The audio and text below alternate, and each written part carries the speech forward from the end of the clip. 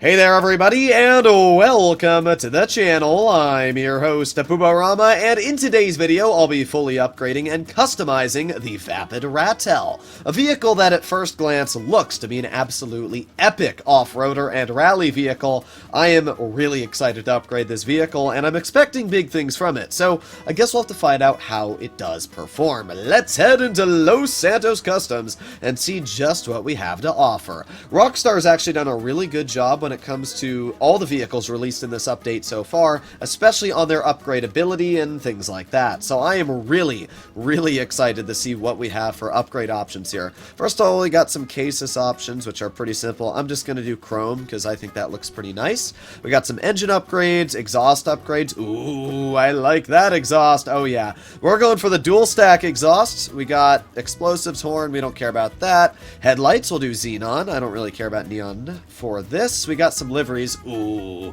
I'm doing sprunk. I'm telling you now. I'll go through all the liveries so you can see if there's any you like. Ooh, I do like the track killer, but it's sprunk. You have to do sprunk when you see it. It's just a rule. So let's see. We can do a couple options here, and obviously we got to do a green to mix with the sprunk. Ooh, that yellow actually looks pretty nice too, though. I gotta be honest. I'm thinking maybe a dew yellow. That actually looks pretty nice. We could do a racing green, though. Yeah, we're gonna stick with racing green. That's definitely the color to go with. And then we can... Oh, you know what? That actually looks really nice already. The way that green pearlescent matches in there. I'm actually gonna leave the secondary color the way it is. We can do some trim colors, which is just the little nets on the side. Let's just make them green if we can. Let's see. Green. We'll do racing green again.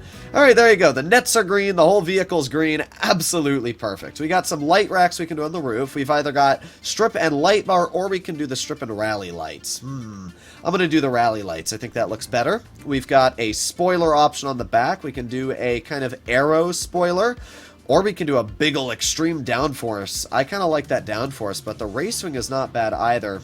There's actually some pretty good options here when it comes to spoilers. I do like the one that says sprunk on it. I'm going to go for race SPL wing. I think that one... Nah, you know what? Let's just go for the track performance. I actually like that one a lot. Let's go for race transmission, turbo. Wheel type, I'm actually going to leave the wheel type. We're just going to make them bulletproof because I think these wheels look absolutely fantastic, and that's it. So, to be honest, there's not a lot of upgrade options when it comes to this vehicle. I'm actually a little disappointed, to be completely honest, but to be fair, this vehicle does look really nice. I actually think the sprunk livery looks fantastic. I love the way you can see the engine fully exposed in the back and that little mesh there.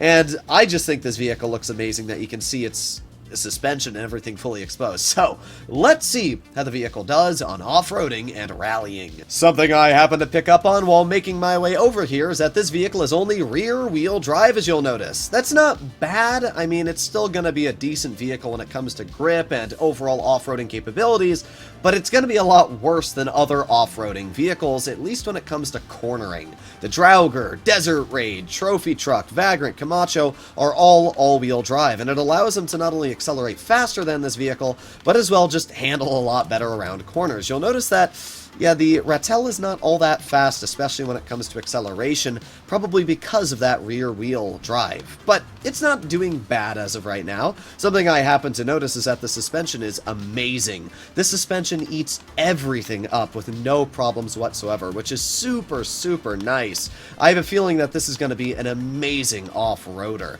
On rallying, it's not bad. You can see that it's handling fine. I do have to drive a bit slower than I want to just to make it around these corners stable, but it's not doing bad at all. I'm just putting on the brakes a little bit. We're going at a decent speed, though.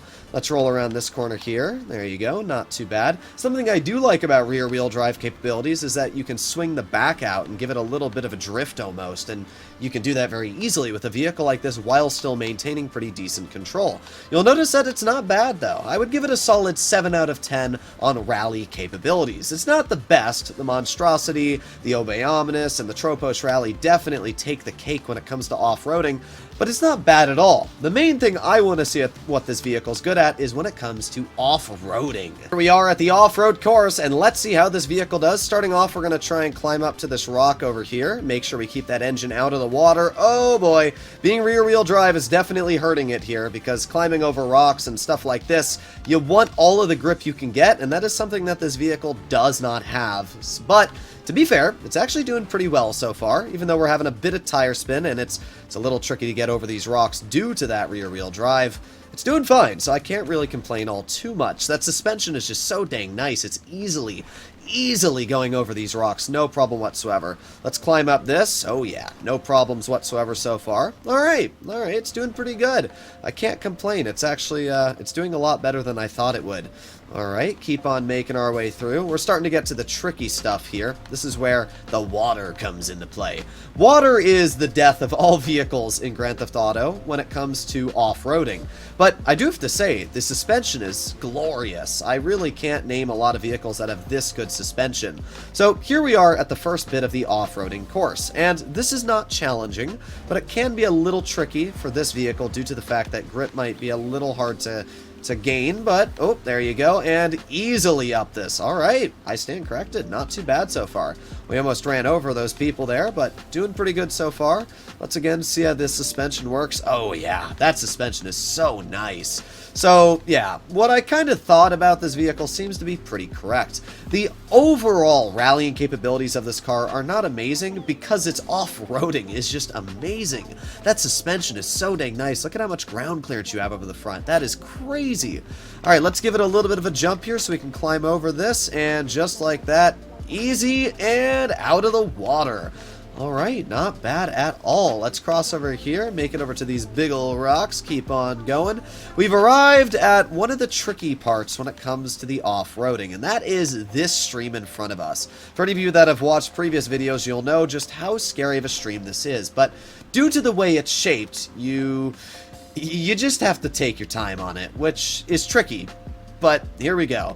We got to line the vehicle up on the riverbed here. We're going to give it some speed, and hopefully we can do this. Full speed ahead now. We're going to ramp it off this rock. Oh, come on. Let me get in the air. Nice. All right, we were able to ramp it off the rock, and yeah, being rear-wheel drive just did not give us that grip we needed to keep going. Alright, here we go. Let's give it a bit of a run up this time, and then we're just going to launch it off that rock and then drive on over here. Come on, you can make it, and yes! It's a bit sus, but we were able to do it. Something you'll notice about rear-wheel drive vehicles is when they go in the water, they literally just tire spin. A perfect example is we can just leave the vehicle in the water right here, and look at all that tire spin. We get literally no grip in the water, so that is something that you should keep in mind whenever doing a course like I'm doing here, is that it can be very, very hard to do some off-roading, especially with a rear-wheel drive vehicle. But it did it fine. Just had to correct my course from the first attempt. And yeah, the suspension is just an absolute trooper on this vehicle. It's really, really solid. Let's go over to this side, test out that suspension some more, because honestly, it's just amazing how good it is. Let's keep on going. Nice. Yeah, even though the vehicle is rear-wheel drive, you don't really notice it all too much until you need to climb over something that you don't have a lot of speed for. But for the most part, it's actually not that much of a hindrance. It's doing pretty good.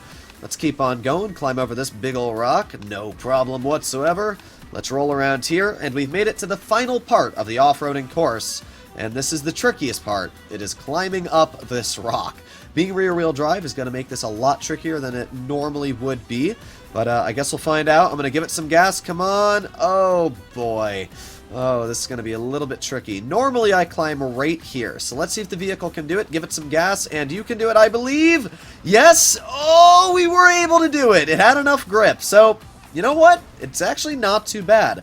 I will not say that this is the best off-roader. Honestly, the Monstrosity and the Walton are both better vehicles. And that's really how I'll leave it off. Is it's not a bad off-roader. It's just not great at off-roading. It's not bad, though. Ooh, ooh, ooh, ooh. Aw, we were so close to making it back. But overall, the vehicle's fun. It's not bad, and it looks really nice. Overall, the suspension it's amazing. The problem is the suspension's paired with a not-so-great drivetrain, and it's not the fastest when it comes to overall speed on off-roading. I'm actually a little disappointed on how this vehicle performs, but it's not bad. It still looks nice. It's got some decent upgrades, so I don't really know how to rate it. I would say a solid 7 out of 10. It's not bad, it's not amazing, it's a decent vehicle for the price tag. Let me know what you guys think about it in the comments down below. I'll see you in the next one. Bye-bye.